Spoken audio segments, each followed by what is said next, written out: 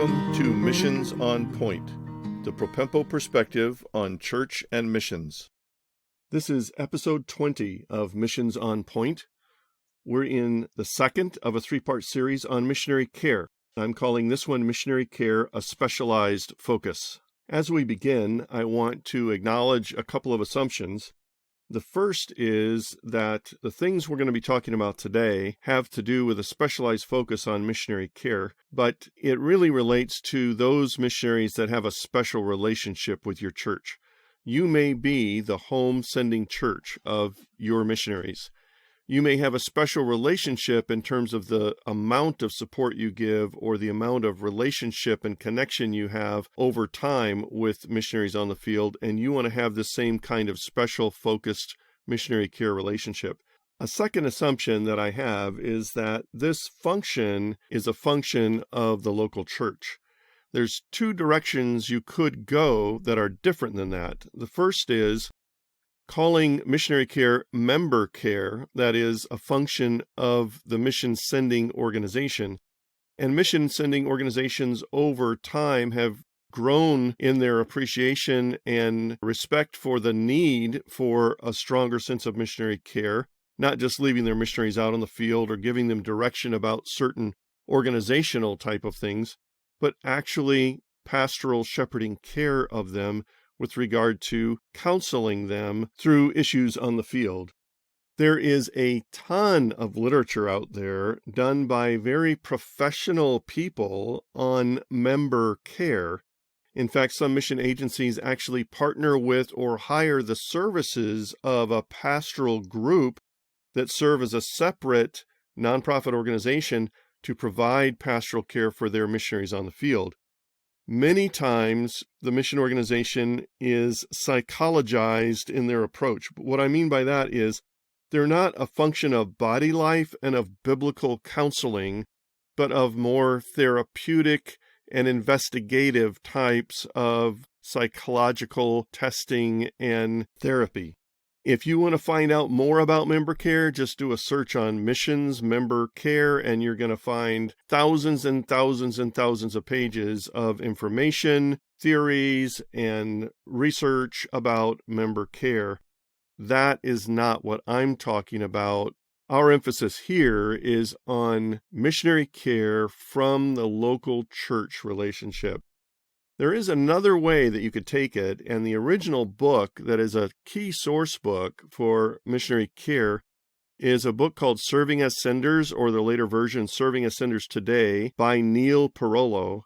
His original book took the stance that this missionary care team or support team was a function of friends of the missionary, not necessarily related to the local church or a function of the local church, but it's because of the climate and environment that Neil Perolo was in and came out of that generated this concern for missionary care that wasn't directly related to the local church.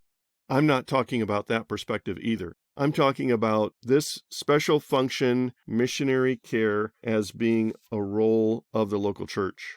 The specialized focus I want to talk about in this episode is a particular assigned group of people that meet together to give missionary care to one specific missionary family.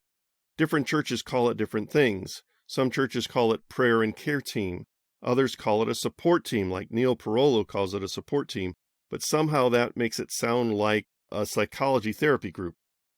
I like to call it a Barnabas Team. That's what Bethlehem Baptist has called it, and it's been generated across many churches. A Barnabas Team seems to have the right tone to it and carry the right weight of emphasis on encouragement and care for the missionaries out on the field. In an earlier episode, I gave you the 10 categories that I use. The first 6 come from Perolo's book, and then I've added 4 sort of more modern ones that deal with other issues. It probably could easily be expanded to 20 categories, but these 10 seem to capture the basis. First is moral support, that's encouragement. Secondly, logistics support, that's not just getting from here to there, but getting stuff from here to there, whatever that means. Thirdly, financial support, there's a lot more depth to that than you might think. Then prayer support. communication support, reentry support. I add children's education on the mission field, then security and contingency as another topic, and technology, finally, field visits and short-term missions teams or projects. The field visits aspect I'm going to unpack in the third part of our three-part series on missionary care. So we're going to work primarily with the first 9 in this one, giving you, again, just a little bit more in-depth overview of these categories.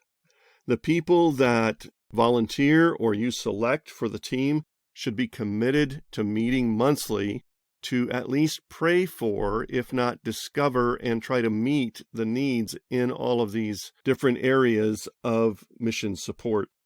So they're getting together regularly. They have an inside track. Presumably the missionary has a special email list of communication or Skype calls that they give to people on this Barnabas team so that they are a little bit more in the know than just the general church congregant out there.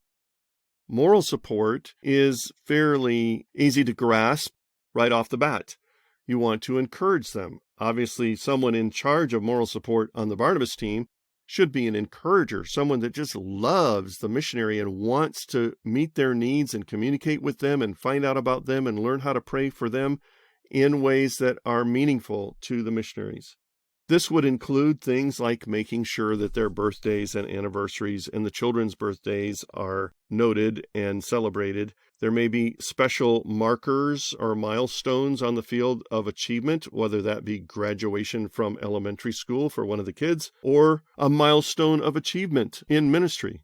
The point of moral support is that the missionary understands and has tangible communication that lets them know they're loved, they're thought of regularly, and the Barnabas team, on behalf of the church, wants to make sure that they are encouraged.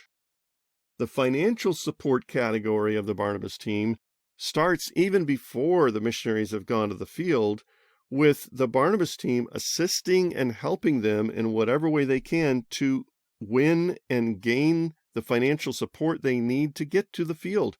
Even if it's that outgoing or launch fund, the Barnabas team has a role that they can play to assist and make it easier for the missionary to raise the support. They shouldn't have to do it all on their own. They're not swimming out in the big ocean of financial support raising by themselves. They have people around them that know how to make phone calls and write letters and emails and help them out with the structure of financial support to see that the job gets done. But after they leave for the field, that's not all. There may be need for people at home to be co-signatories on a checking account or a savings account, or have authority to send and wire transfer funds from one country to the other. They may need somebody to help them file their IRS tax forms and reply to anything from local financial authorities and federal financial authorities. If you stretch it just a bit, financial support can include all the legal stuff that's needed to make sure that they're taking care of their retirement funds, that they have a valid will, that they have medical powers of attorney and all of that stuff in play for themselves and their children so that they're taken care of in every legal possible way, meeting all financial support needs. The fourth thing is prayer support. Prayer support is big enough all by itself for someone to be appointed to be sort of in charge of that on the Barnabas team, because it's not just praying during the monthly meeting, but it's making sure that prayer requests get generated and communicated to the rest of the body, and perhaps even outside the body to the entire support constituency of those missionaries. Some missionaries serve in such high security places that they don't send their own email newsletter out themselves. They send it securely via text and VPN to someone on the prayer support team, who then produces the prayer letter and sends it out on their behalf. The fifth area is communication support. There is overlap between some of these categories.